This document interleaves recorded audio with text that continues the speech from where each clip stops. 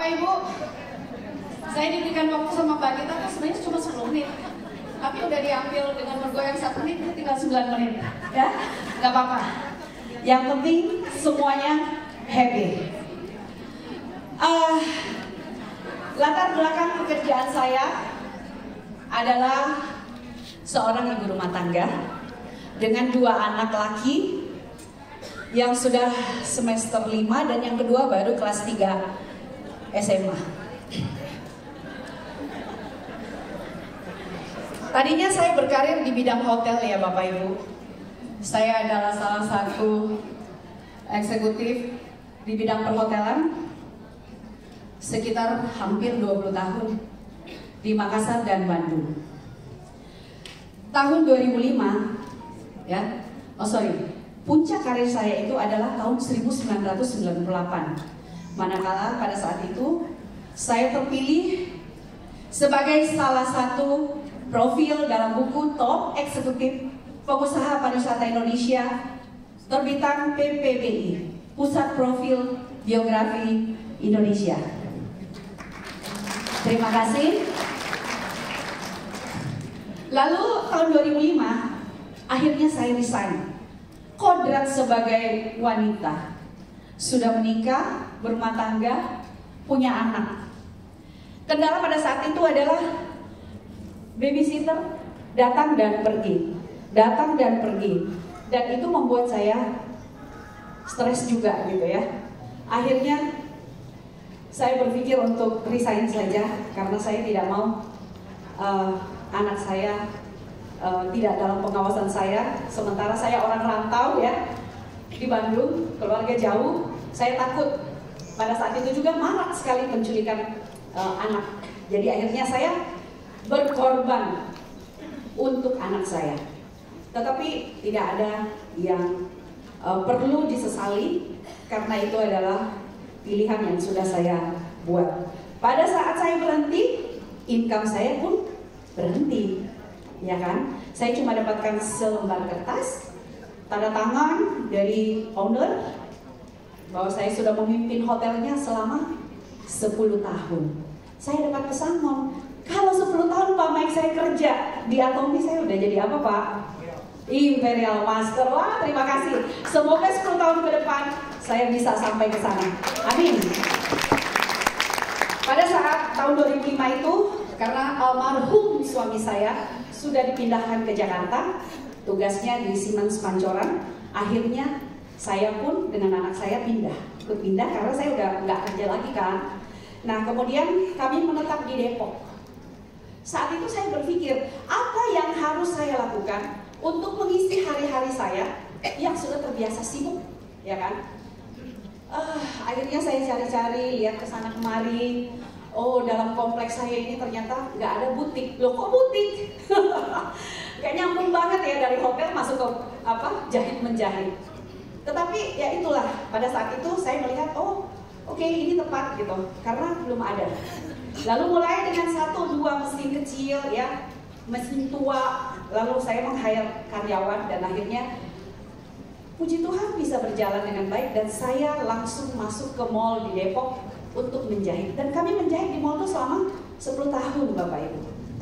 Lalu dalam perjalanan butik ini, tiba-tiba ada kesempatan untuk mengelola sebuah restoran di Depok juga. Resto saya ada di Margonda pada awalnya Bapak Ibu, 3 lantai di depan Hotel Bumi Wiyata.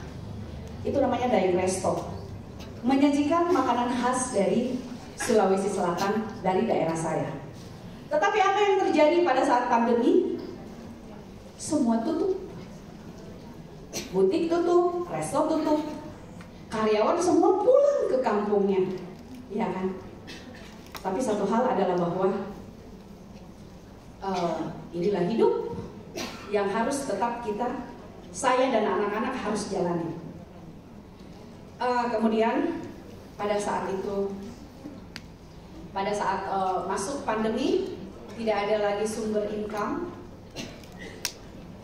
Saya hanya bertahan dengan sisa-sisa tabungan yang ada, tetapi kewajiban harus tetap dibayarkan, ya kan? Karena saya punya bisnis, sudah pasti saya punya kredit dari bank.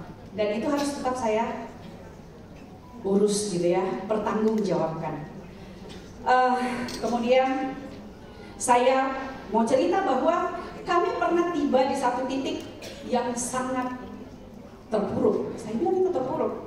Membeli 1 liter beras aja itu nggak punya duit Bapak Ibu. Padahal di rumah saya numpuk barang-barang gitu ya, yang harusnya bisa jadi duit, tapi karena nggak bisa. Siapa yang mau beli pakaian? Nggak ada pesta. Siapa yang mau order makanan catering? Nggak ada. Itu yang terjadi. Lalu saya hanya bilang sama anak-anak saya, pasti Tuhan akan kirimkan berkat. Jangan khawatir. Selama kita masih bisa makan, kita harus terus bersyukur. Tidak ada yang namanya menyerah. Lalu mungkin ada yang bertanya, minta dong sama keluarga. Nggak perlu seperti itu. Prinsip saya, untuk makan harus kita cari dengan keringat. Setuju Bapak Ibu?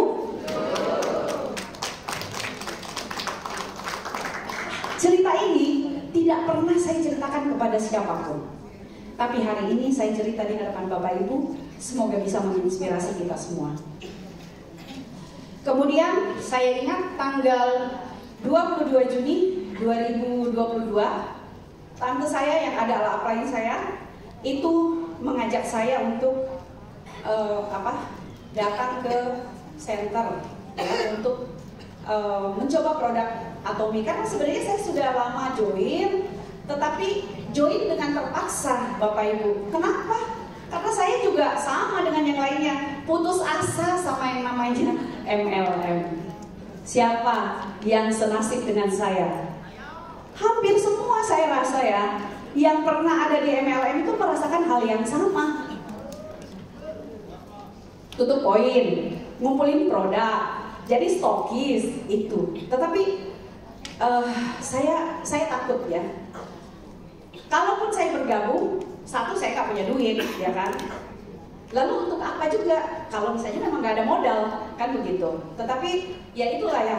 Kalau kita dengarkan, maksudnya kalau saya bilang sama member-member saya, kalau misalnya dapat seperti itu, didengarkan dulu lah informasinya, biar tahu bentuknya daripada Atomi itu seperti apa. Tidak mengira-ira kayak saya gitu kan. Saya bilang Atomi itu paling begitu lagi, paling juga tutup poin gitu kan, paling juga nanti numpuk barang lagi gitu.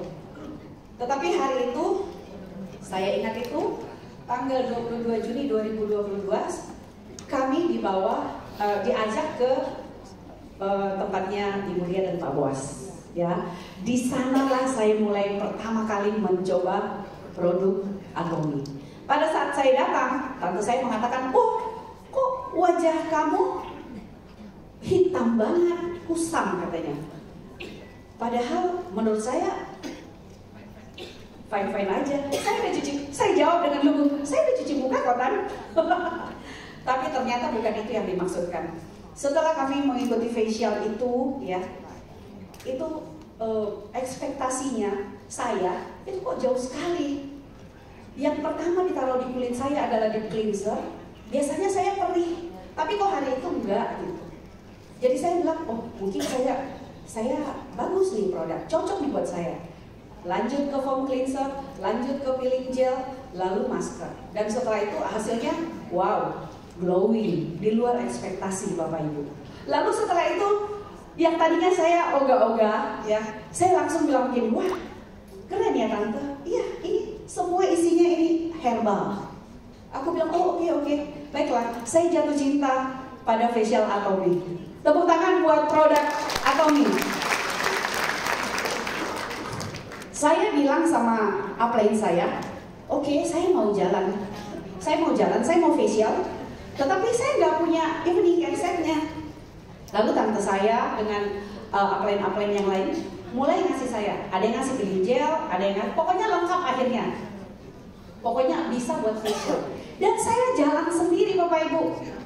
Saya langsung facial. 1 minggu setelah saya dari tempat Pak Boas dan Bu Ria, saya langsung facial teman-teman saya.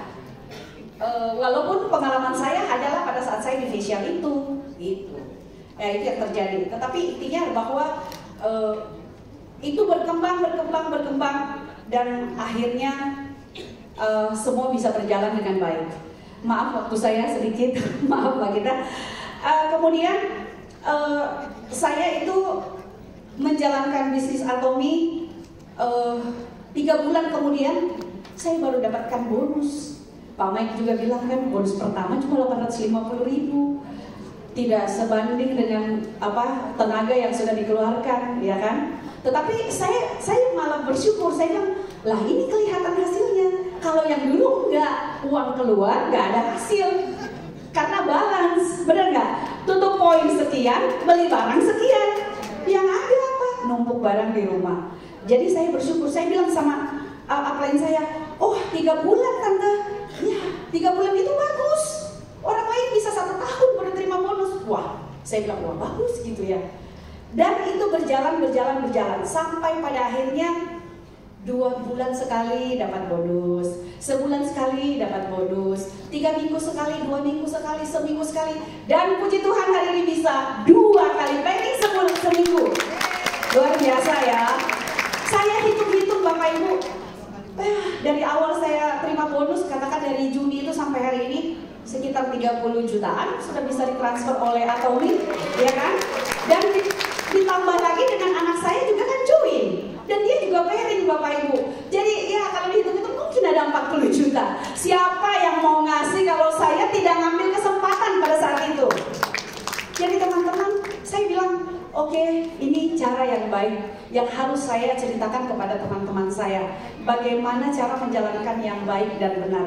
Jadi perbanyak home meeting, perbanyak home party, ya kan? Sharing, pakai produknya, kemudian sharingkan, kemudian kita menghadiri seminar-seminar pendidikan yang diadakan oleh Atomi.